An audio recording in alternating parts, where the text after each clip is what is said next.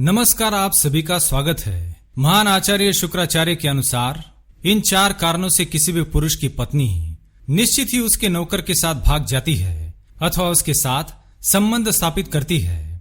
महान आचार्य शुक्राचार्य के अनुसार इस संसार में श्री राम से बड़ा कोई नीतिवान नहीं हुआ है।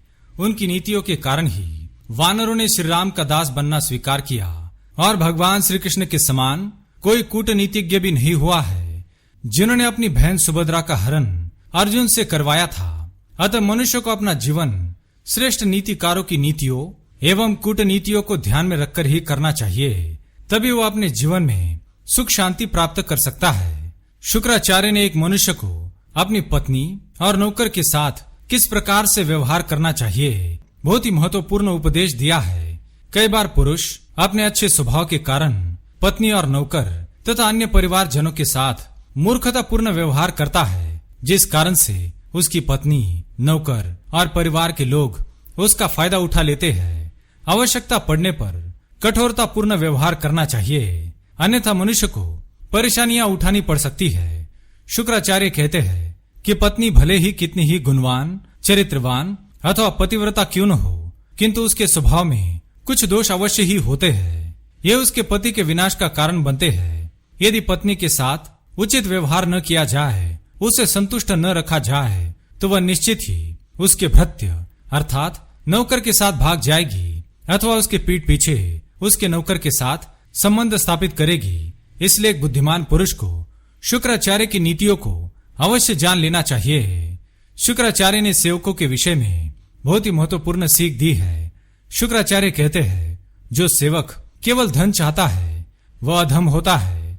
जो सेवक धन तथा आदर की अपेक्षा करता है वह मध्यम है, और जो सेवक पैसे को अधिक महत्व न देकर केवल आदर और सम्मान पाना चाहता है वही उत्तम सेवक होता है। ऐसे सेवक को धन के साथ मान सम्मान भी देना चाहिए, किंतु शुक्राचार्य के अनुसार सेवकों पर पूर्ण विश्वास भी नहीं करना चाहिए। तो आइए जान लेते हैं शुक्राचार्य ने सेवक के साथ कौन से कार्य नहीं करने के लिए कहा है। सबसे पहली बात, पत्नी को नौकर के साथ छोड़ देना। शुक्राचार्य के अनुसार यदि घर में सेवक हो तो उसके साथ अपनी पत्नी को कभी अकेला नहीं छोड़ना चाहिए, चाहे सेवक कितना ही विश्वासु और चरित्रवान क्यों न हो। स्त्री और पुरुष का रिश्ता आग और फूस के समान होता है। स्त्रियों को एकांत में लंगड़ा, लूला या कोड़ी पुरुष भी मिल जाए तो वह काम के वश में अपने पति को भूलकर उस सेवक से अवश्य ही संबंध बना लेगी।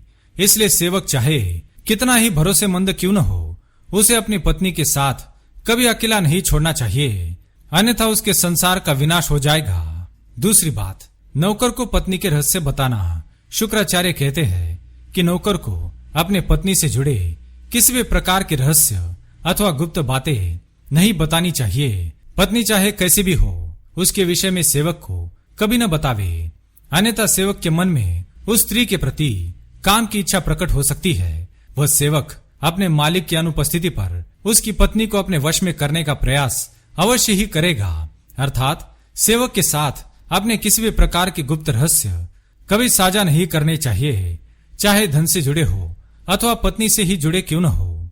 तीसरी बात, पत्नी के समक्ष नौकर की प्रशंसा करना। शुक्राचार्य के अनुसार किसी भी बुद्धिमान पुरुष को पत्नी के सामने सेवक की प्रशंसा एवं उसके गुणों का वर्णन कभी नहीं करना चाहिए अथवा सेवक को अधिक वीर नहीं बताना चाहिए, अन्यथा उस स्त्री के मन में उस सेवक के लिए भाव जागृत हो सकता है और ये भाव धीरे धीरे काम वासना में परिवर्तित हो जाता है और वह अपने स्वभाववश उस सेवक से संबंध स्थापित कर सकती है। चौथी बात, पत्नी का अपमान। शुक्राचार्य कहते हैं कि किसी भी बुद्धिमान पुरुष को अपने सेवकों के सामने पत्नी का अपमान नहीं करना चाहिए। इससे सेवकों की दृष्टि में उस स्त्री का महत्व कम हो जाता है और वे आपके पीठ पीछे उस स्त्री से आपके विषय में भली बुरी बातें कहकर उस स्त्री के मन में आपके लिए द्वेष निर्माण कर सकते हैं। अतः बुद्धिमान पुरुष सेवकों के सामने अपने पत्नी का अपमान कभी न करे।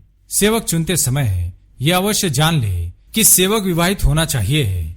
सेवक के विषय में संपूर्ण जानकारी होनी चाहिए। वह पहले जिस स्थान पर कार्य करता हो उस स्थान से उसके बारे में अवश्य जान लेना चाहिए कि उसका व्यवहार कैसा था, और सेवक रखने पर उसे बार बार अपमानित और प्रताड़ित नहीं करना चाहिए, अन्यथा वह सेवक आपका शत्रु बन जाता है। तो दोस्तों, इस प्रकार से शुक्राचार्य के अनुसार मनुष्य को सेवक के साथ व्यवहार करना चाहिए। शुक्राचार्य की नीति पर आपकी राय कमेंट में अवश्य बताएं। वीडियो पसंद आए तो लाइक करें, चैनल को सब्सक्राइब करें ताकि आपको ऐसी ही मोटिवेशनल वीडियो देखने को मिल सके। धन्यवाद।